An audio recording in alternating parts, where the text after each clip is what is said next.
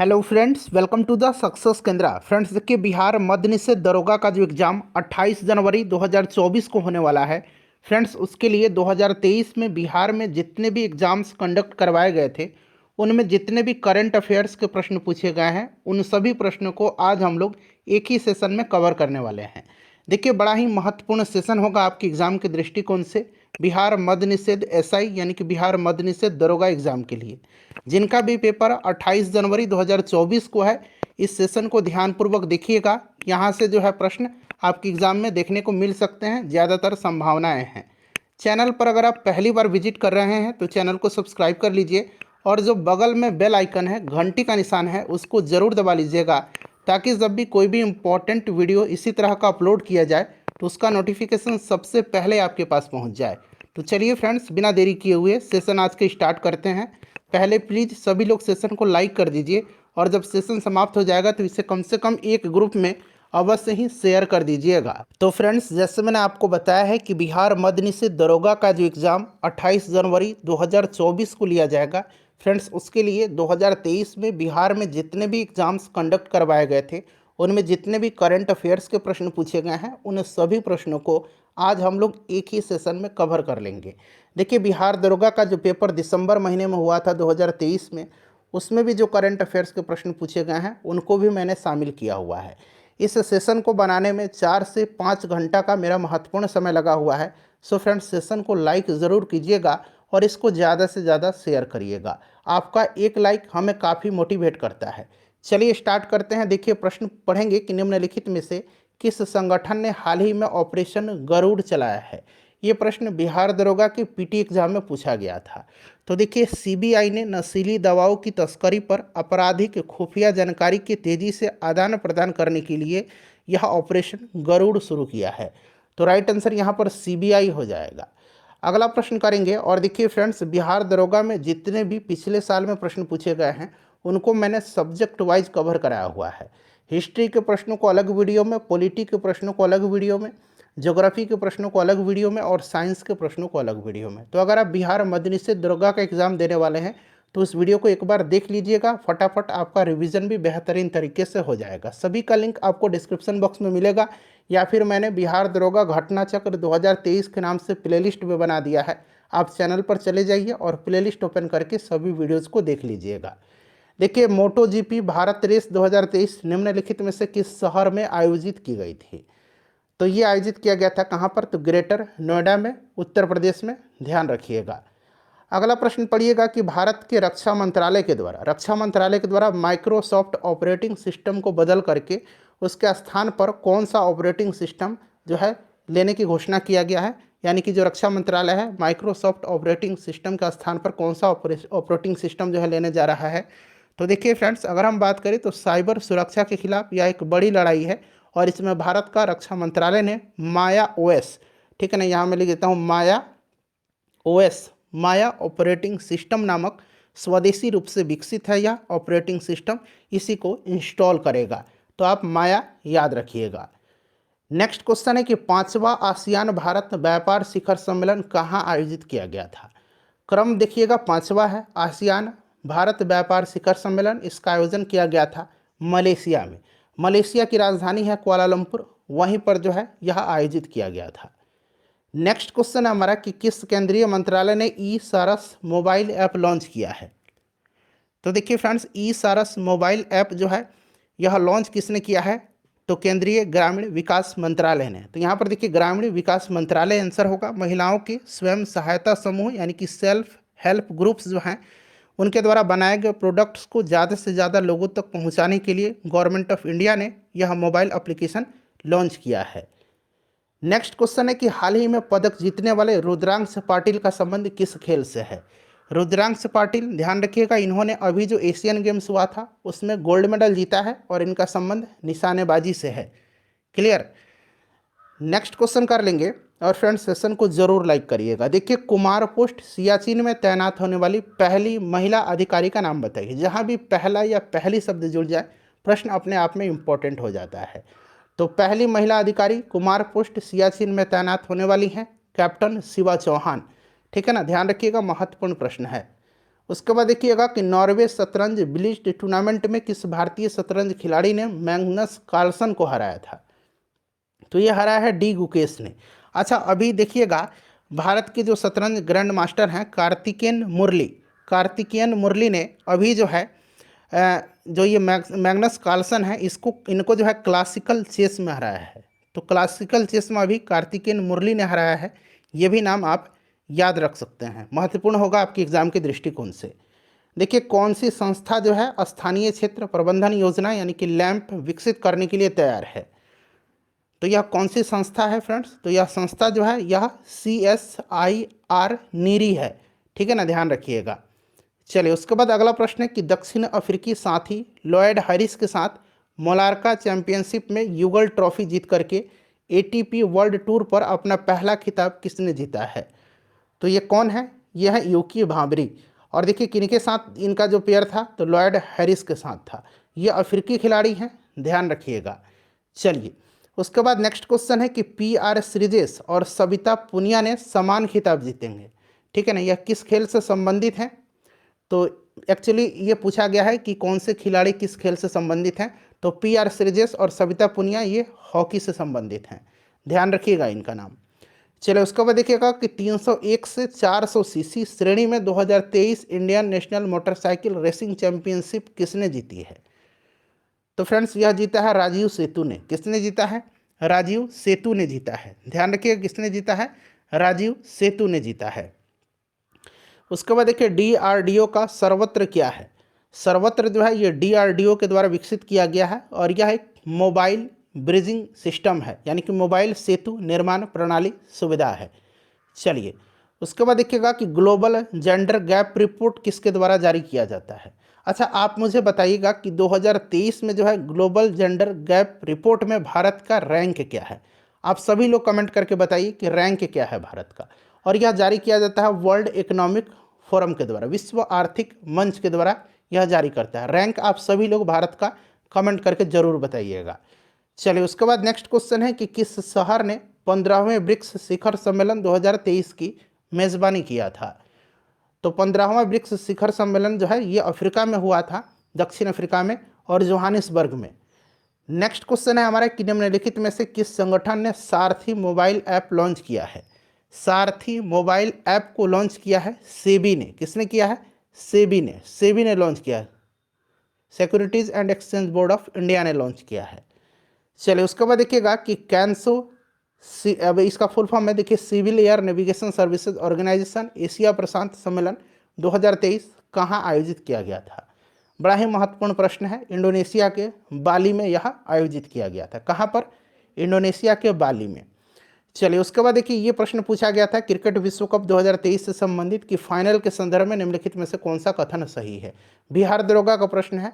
तो इसमें ऑस्ट्रेलिया ने विश्व कप 6 विकेट से जीता, इस तरह से ऑप्शन भी दिया गया था, इसीलिए मैंने पूरा ऑप्शन रखा हुआ है। चलिए, उसके बाद नेक्स्ट क्वेश्चन है हमारा कि माउंट एवरेस्ट के सामने से 21,500 फीट की ऊंचाई से स्काई डाइविंग करने वाली पहली महिला कौन बनी है? तो जहां भी मैंने बताया है कि पहला या पहली शब्द जुड़ जाए प्रश्न महत्वपूर्ण बन जाता है। ये ऑलरेडी बिहार के सभी एग्जाम्स में पूछा गया प्रश्न है। ठीक है ना, 2023 में जितने भी बिहार में एग्जाम हुए हैं एक बार रिवीजन कर लीजिएगा। ठीक है ना, तो इनका नाम शीतल महाजन है। और देखिए शीतल महाजन को 2011 में पद्मश्री पुरस्कार से भी सम्मानित किया जा चुका है। चलिए, उसके बाद नेक्स्ट क्वेश्चन है उत्तर प्रदेश सरकार ने किस पशु को राज्य का जलीय पशु घोषित किया है? तो उत्तर प्रदेश सरकार ने राज्य का जलीय पशु गंगा डॉल्फिन को घोषित किया गया है। अच्छा, गंगा डॉल्फिन जो है यह राष्ट्रीय जलीय जीव भी है। गंगा डॉल्फिन को राष्ट्रीय जलीय जीव कब घोषित किया गया था? तो 5 अक्टूबर 2019 को। और इसीलिए प्रत्येक वर्ष 5 अक्टूबर के दिन जो है राष्ट्रीय डॉल्फिन दिवस मनाया जाता है। ये सब पॉइंट्स भी आप ध्यान रखिएगा, मैं प्रयास करूंगा कि आपको एक्स्ट्रा फैक्ट के साथ बताते चलूं। चलिए, वीडियो पसंद आ रहा है तो प्लीज़ लाइक कर दीजिए। किस राज्य को भारत की पहली orange Vande Bharat express train मिली है?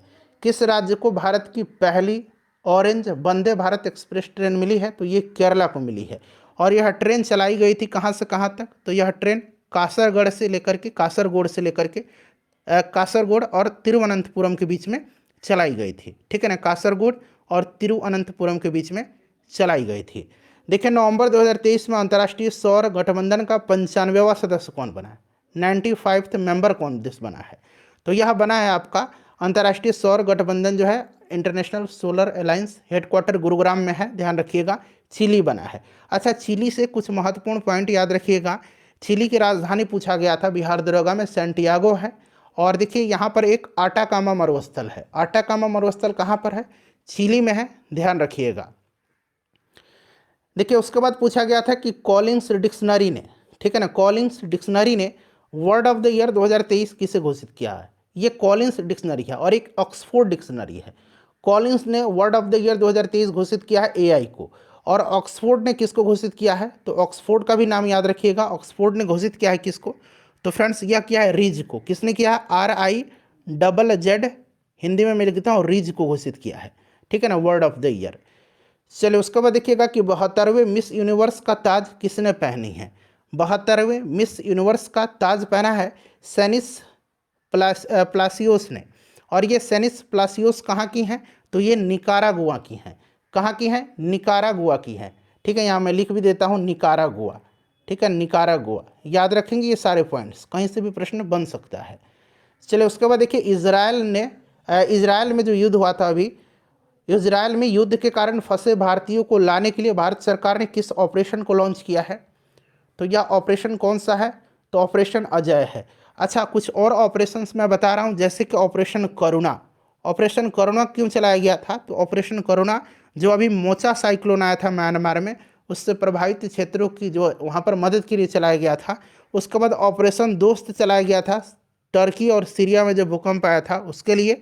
और ऑपरेशन कावेरी चलाया गया है किसके लिए, तो ऑपरेशन कावेरी जो सूडान में गृह युद्ध हुआ था वहाँ से फंसे भारतीयों को निकालने के लिए। तो ये सारे ऑपरेशंस आप ध्यान रख सकते हैं, ठीक है ना। भारत का 54वां टाइगर रिजर्व जो है यह किसे बनाए जाने की घोषणा की गई है, तो 54वां जो है यह आपका वीरांगना दुर्गावती टाइगर रिजर्व है, जो कि कहाँ पर है, मध्य प्रदेश में है। अच्छा, 55वां अगर पूछा जाएगा 55, तो ये भी ध्यान रखिएगा, ये आपका महादेई वाइल्ड लाइफ सेंचुरी है, महादेई, ठीक है ना, महादेई वाइल्ड लाइफ सेंचुरी जो कि गोवा में पड़ता है, ये 55वां टाइगर रिजर्व होगा। चलिए उसके बाद देखिएगा कि एशियन गेम्स 2023 में भारत ने कुल कितना पदक जीता। एशियन गेम्स का आयोजन चीन के होंगजू में हुआ था, ठीक है ना, ध्यान रखिएगा। और इसमें भारत ने टोटल कितना पदक जीता है, तो देखिए एशियन गेम्स 2023 में भारत ने कुल जो है 107 पदक जीता है। कितना पदक जीता है, 107 पदक जीता है। और इन 107 पदक में से 28 जो है स्वर्ण है, 38 जो है ये रजत है, और 41 जो है ये कांस्य पदक है। इन सबको जोड़िए, 8 8 16 1 17 का 7 हासिल 1, तो एक इधर जुड़ गया, तो 2 1 3 3 6 और 4 10, टोटल 107 पदक जीता है। अच्छा, 107 पदक जीत करके पदक तालिका में भारत का स्थान क्या है, तो चौथा स्थान है।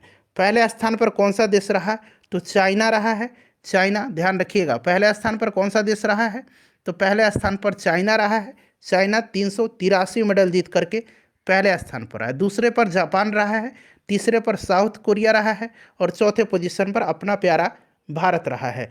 अगला जो एशियन गेम्स होगा ये कहाँ पर होगा, नेक्स्ट एशियन गेम्स कहाँ पर होगा, सभी लोग कमेंट करके बताइए नेक्स्ट एशियन गेम्स कहाँ पर होगा। तो नेक्स्ट एशियन गेम जो होगा फ्रेंड्स ये आपका जापान में होगा।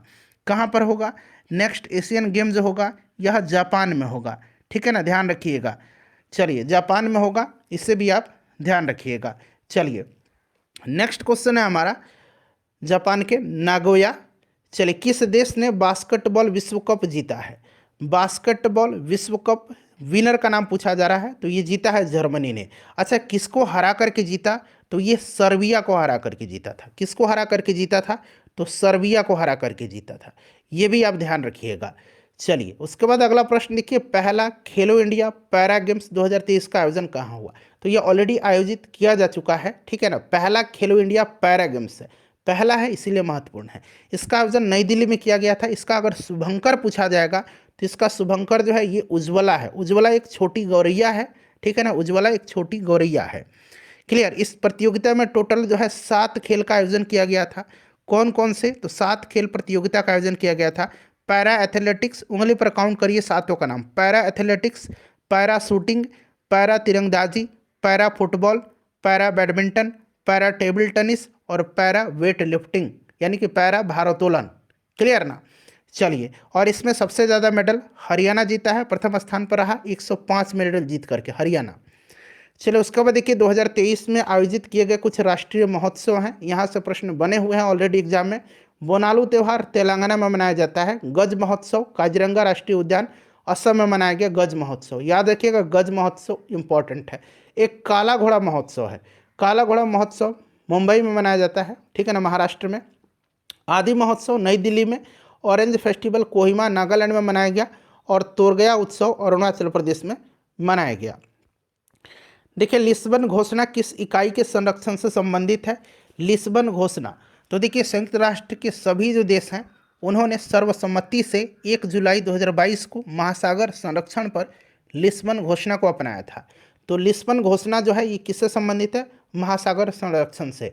महासागर यहाँ पर ऑप्शन में दिया गया था एग्जाम में, तो महासागर राइट आंसर होगा। चलिए, उसके बाद देखिए अक्टूबर 2022 में लॉन्च किए गए टेस्ला के ह्यूमैनॉइड रोबोट का नाम क्या है? 2022 अक्टूबर लास्ट का समय है बिल्कुल। और टेस्ला का ह्यूमैनॉइड रोबोट का नाम जो था ये ऑप्टिमस था। इस रोबोट का नाम ऑप्टिमस था, याद रखिएगा। चलिए, विश्व का पहला 7 मिनट का कैंसर उपचार टीका किस देश में शुरू किया गया है? इंपॉर्टेंट क्वेश्चन है। विश्व का पहला 7 मिनट का कैंसर उपचार टीका इंग्लैंड में शुरू किया गया। कहाँ पर? इंग्लैंड में। अगला प्रश्न देखिएगा कि संयुक्त राज्य अमेरिका के किस राज्य ने अक्टूबर महीने को हिंदू विरासत माह घोषित किया गया? अच्छा, किस महीने को हिंदू विरासत माह घोषित किया गया है? अमेरिका राज्य के जॉर्जिया में। तो ये अक्टूबर महीना याद रखिएगा, ठीक है ना। और अक्टूबर महीने को हिंदू विरासत माह घोषित किया है जॉर्जिया ने। इस तरह से भी प्रश्न को दोनों तरीके से याद रखिएगा। चलिए, किस राज्य ने अप्रैल 2023 में ट्रांसजेंडर समुदाय को ओबीसी का दर्जा दिया है? ट्रांसजेंडर समुदाय को ओबीसी का दर्जा दिया है, तो यह मध्य प्रदेश है। और अभी मध्य प्रदेश के नए मुख्यमंत्री बने हैं, उनका भी नाम याद रखिएगा। कौन है? मोहन यादव जी हैं। चलिए, उसके बाद अगला प्रश्न हमारा कि तृतीय भारत प्रशांत, अब यहाँ पर सुधार करिएगा, तृतीय भारत प्रशांत, ठीक है, तृतीय भारत प्रशांत द्वीप समूह, द्वीप समूह यहाँ बना लीजिए, द्विपक्षीय हटा दीजिए, यहाँ पर द्वीप समूह सहयोग मंच, ठीक है ना।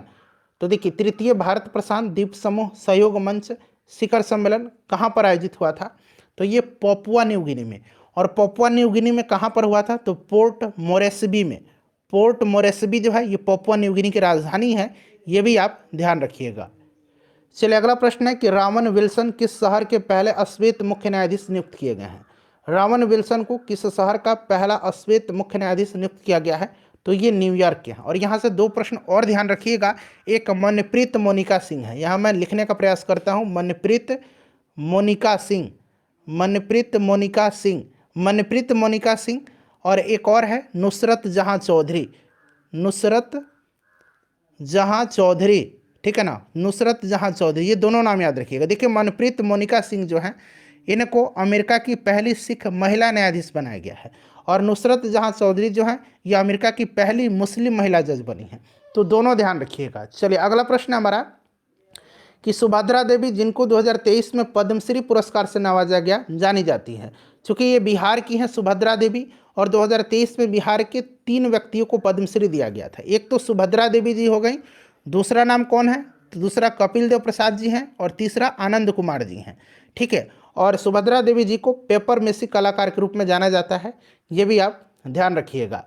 चलिए, 2022 में विश्व में ग्रीन हाउस गैसों के उत्सर्जन में भारत किस स्थान पर था? 2022 में पूछा गया है, तो 10वां स्थान 2022 में था, ठीक है ना। और अभी देखिए, जलवायु परिवर्तन प्रदर्शन सूचकांक जारी किया गया, भारत का स्थान उसमें 7वां है। COP28 आयोजित किया गया है, COP28, ठीक है ना, COP28 दुबई में, संयुक्त अरब अमीरात में। ये सब ध्यान रखिएगा, क्लियर ना।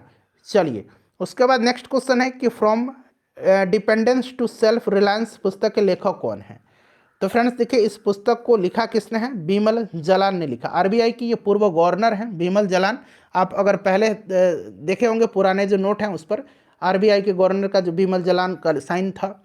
चलिए, फरवरी 2023 में भारत के सबसे बड़े हेलीकॉप्टर निर्माण संयंत्र का उद्घाटन किस स्थान पर हुआ है? तो 2023 की घटना है, और सबसे बड़ा हेलीकॉप्टर निर्माण संयंत्र भी है भारत का, कर्नाटक में। कर्नाटक में कहाँ पर? तो तुमकुर में। ये सब पॉइंट ध्यान रखिएगा फ्रेंड्स। चलिए, चंद्रयान 3 के मिशन डायरेक्टर, अब यहाँ से मैं ढेर सारा प्रश्न आपको करवाऊंगा। सबसे पहले देखिए चंद्रयान 3 जो है इसको लॉन्च कब किया गया था? चंद्रयान 3 को लॉन्च कब किया गया था?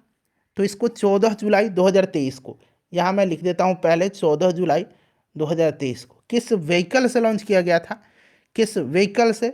तो LVM-3M4 से इसको लॉन्च किया गया था।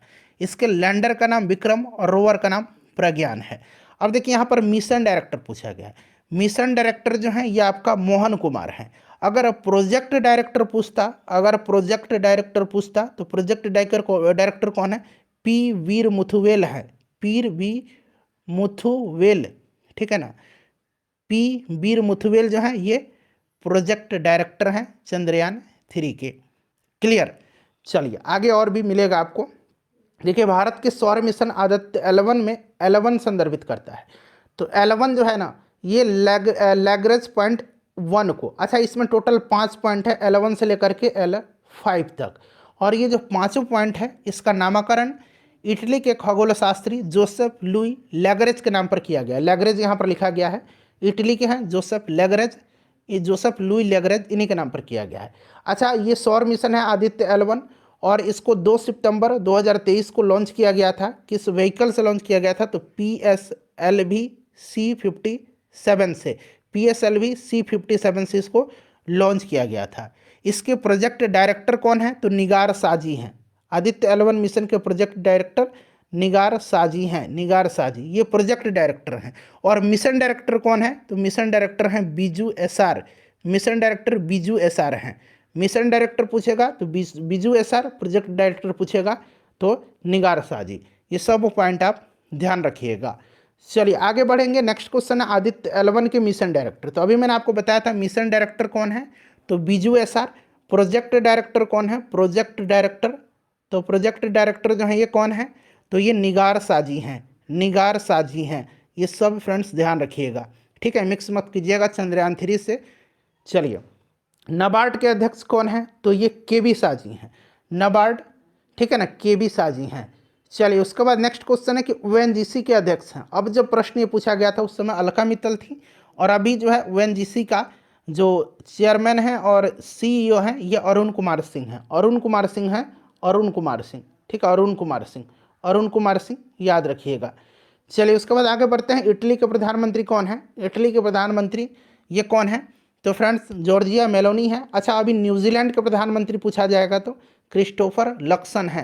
क्रिस्टोफर लक्सन याद रखिएगा। चलिए उसके बाद अगला प्रश्न है कि 5वीं बाघ गणना रिपोर्ट 2022 के अनुसार भारत में बाघों की संख्या। तो ये 5वां रिपोर्ट था 2022 के अनुसार 3167 है। अब ये बढ़ करके 3682 हो गया है, ठीक है ना, अगला गणना रिपोर्ट में। इसीलिए ये उस समय का था, अब ये 2023 में आपका 3682 है। चलिए 2022 की घटना बिपरजॉय है। तो बिपरजॉय एक उष्णकटिबंधीय चक्रवात, एक साइक्लोन है, और बिपरजॉय का नामकरण बांग्लादेश ने किया। अच्छा मोचा का नामकरण किसने किया है? तो मोचा का नामकरण यमन ने किया है, ये भी आप ध्यान रखिएगा।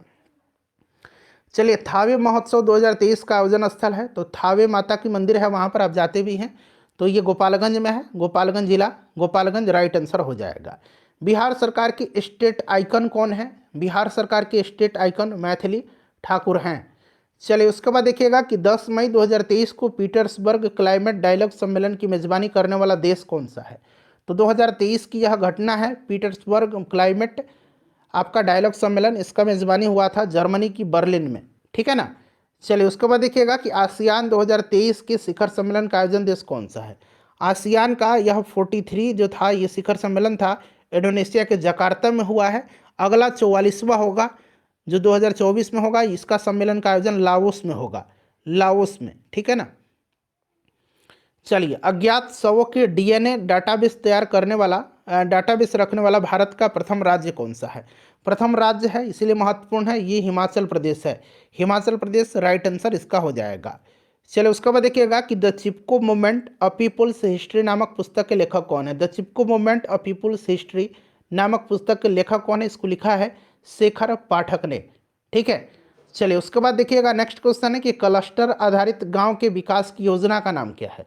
क्लस्टर आधारित गांव के विकास की योजना का नाम है डॉक्टर श्यामा प्रसाद मुखर्जी रूअर्बन मिशन, ठीक है ना। हाल ही में किस राज्य की कैबिनेट ने मिशन शक्ति स्कूटर योजना को स्वीकृति दिया है? मिशन शक्ति स्कूटर योजना को स्वीकृति दिया है ओडिशा की गवर्नमेंट ने। और उस समय मैंने ये प्रश्न कराया भी था जब एग्जाम था तो, और ये प्रश्न पूछ भी लिया गया है, ठीक है ना। मिशन शक्ति स्कूटर योजना ये उड़ीसा गवर्नमेंट की है। चलिए, अगस्त 2023 में बर्लिन जर्मनी में आयोजित विश्व तीरंदाजी चैंपियनशिप में व्यक्तिगत कंपाउंड स्वर्ण पदक जीतने वाले सबसे कम उम्र के वरिष्ठ विश्व चैंपियन और पहले भारतीय कौन बने हैं? तो ये पहले भारतीय बने हैं, इसलिए महत्वपूर्ण है। कहाँ पर? तो बर्लिन में, जर्मनी में आयोजित विश्व तीरंदाजी चैंपियनशिप में अगस्त 2023 में। इनका नाम अदिति स्वामी है, अदिति स्वामी। चलिए, संयुक्त राष्ट्र मुख्यालय में स्थापित महात्मा गांधी की प्रतिमा का निर्माण किसने किया था? तो ये संयुक्त राष्ट्र मुख्यालय में स्थापित महात्मा गांधी जी की प्रतिमा का निर्माण राम सुतार जी ने किया था, ठीक है ना। और अभी जो है राम मंदिर का निर्माण हुआ है किस शैली में? तो नागर शैली में, याद रखिएगा। और इसके मुख्य वास्तुकार कौन है? तो चंद्रकांत सोमपुरा हैं, चंद्रकांत सोमपुरा। और उनका सहयोग किया था उनके दो पुत्र निखिल सोमपुरा और आशीष सोमपुरा ने। क्लियर। चलिए, उसके बाद अगला प्रश्न है कि इनमें से कौन मणिपुर में राहत और पुनर्वास की निगरानी के लिए अगस्त 2023 में भारत के सर्वोच्च न्यायालय द्वारा नियुक्त उच्च न्यायालय के पूर्व न्यायाधीशों के पैनल में नहीं थे? तो इस पैनल में नहीं थे, इसलिए मैंने यहाँ पर चारों ऑप्शन दिया हुआ है। पैनल में कौन कौन से थे? तो पैनल में यहाँ पर आपका पी जोशी, गीता मेनन और गीता मित्तल और आशा मेनन थी, ठीक है। तो इस तरह से आप इसको ध्यान रख सकते हैं। समझ गए ना? न्यायमूर्ति शालिनी पी जोशी, ठीक है ना, न्यायमूर्ति शालिनी पी जोशी ये बॉम्बे हाई कोर्ट की सेवानिवृत्त जस्टिस हैं। उसके बाद दिल्ली हाई कोर्ट की पूर्व जस्टिस आशा मेनन और जम्मू कश्मीर की हाई कोर्ट की पूर्व चीफ जस्टिस गीता मित्तल, ठीक है ना। और ये जो पैनल है इसकी अध्यक्षता गीता मित्तल ने किया था। ये इसमें न्यायमूर्ति ज्ञान सुधा मिश्रा नहीं थी, इसीलिए ध्यान रखिएगा। चलिए, उसके बाद देखिए प्रश्न है कि 1 दिसंबर 2022 को किस हवाई अड्डे पर डीजी यात्रा शुरू नहीं की गई थी? दरअसल नहीं पूछा गया है। तो देखिए, ये किया गया था 3 जो है हवाई अड्डे पर, नई दिल्ली, वाराणसी और बेंगलुरु। और इनको छोड़ करके जहाँ भी होगा वहाँ पर टिक लगेगा। तो शुरू हुई थी, अगर बना लेंगे तो इन तीनों जगह शुरू हुई थी, ठीक है ना। तो इस तरह से याद रखिएगा, ये पहला चरण था। और इसका दूसरा चरण जो है, दूसरा चरण कहाँ कहाँ पर शुरू हुआ? तो दूसरा चरण इसका मुंबई, अहमदाबाद, उसके बाद आपका कोचीन, लखनऊ, जयपुर और गुवाहाटी 6 जगह पर हुआ था। चलिए, गणतंत्र दिवस 26 जनवरी 2023 के मुख्य अतिथि कौन थे? तो मिस्र के राष्ट्रपति अब्देल फतेह अल सीसी थे। और 2024 में अब फ्रांस के राष्ट्रपति इमैनुअल मैक्रोन होंगे। क्लियर ना? चलिए, उसके बाद देखिएगा कि 5वां यूरोपीय संघ भारत प्रतियोगिता सप्ताह 2022 कहाँ आयोजित किया गया था? 5वां है और इसका आयोजन नई दिल्ली में किया गया था। चलिए, उसके बाद देखिएगा कि सूर्य का अध्ययन करने के लिए 2 सितंबर 2023 को लॉन्च किया गया था, ठीक है, आदित्य L1 मिशन। वहीं पूछा गया कि इसरो के मिशन, जो ये इसरो का आदित्य L1 मिशन था, उसके परियोजना निदेशक, तो मैंने बताया था ना, प्रोजेक्ट डायरेक्टर निगार शाह जी, ठीक है ना। उसके बाद देखिए, संयुक्त राज्य अमेरिका में कौन सा राज्य विधायी का पहला राज्य बन गया है जिसने दक्षिण एशियाई मुल्क के लोगों के लिए जाति आधार पर भेदभाव को गैरकानूनी घोषित करने के लिए मतदान किया है, और जिनका आरोप है कि उन्हें रोजगार, आवास में निष्पक्षता के लिए पारंपरिक अमेरिकी सुरक्षा उपायों से बाहर रखा गया है। तो देखिए, यहाँ पर पूछा गया कौन सा राज्य है, तो ये राज्य कैलिफोर्निया बना है। और अगर जातिगत भेदभाव पर प्रतिबंध लगाने वाला शहर पहला पूछता तो ये सिएटल होता। सिएटल पहला शहर है, और राज्य पूछा है तो कैलिफोर्निया होगा। चलिए, उसके बाद देखिए, हाल ही में किस देश ने रूबेला के सफल उन्मूलन की घोषणा किया है? तो अभी रूबेला का सफल उन्मूलन की घोषणा भूटान और तिमोर लेस्ते ने किया था। ऑप्शन में भूटान दिया गया था, तो दोनों आप याद रखेंगे, तिमोर लेस्ते और भूटान, दोनों का नाम। देखिए, इंडिया प्राइड प्रोजेक्ट का उद्देश्य क्या है? ये प्राइड प्रोजेक्ट जो है, दरअसल ये है क्या? तो ये कला प्रेमियों का एक समूह है जो भारतीय मंदिरों से चोरी की गई धार्मिक जो आपका कलाकृतियाँ हैं, जैसे कि मूर्ति, उनकी पहचान करना है और उनकी भारत में वापसी सुनिश्चित करना है। तो भारतीय विरासतों का वापस भारत लाना। ऑप्शन में और भी बहुत कुछ रहा होगा, तो उतना डिटेल यहाँ पर मत करिए, रिवीजन करिए। उस देश का नाम बताइए जो पहले G20 की मेजबानी करेगा। अब ये G20 था, अब G21 हो गया है। G21 है, पहला G21 का मेजबानी होगा ब्राज़ील करेगा, ठीक है ना, आपको भी पता है। और G21 क्यों हुआ है? तो इसमें जो है अफ्रीकी यूनियन, अफ्रीकी संघ आकर के मिला, ठीक है ना। चलिए, आदित्य L1 उपग्रह का सूर्य अवलोकन बिंदु L1 है, टोटल 5 पॉइंट है, L1, L2, L3, L4 और L5। इनका नामकरण इटली के खगोल शास्त्री जोसेफ लुई लैग्रेंज के नाम पर किया गया है।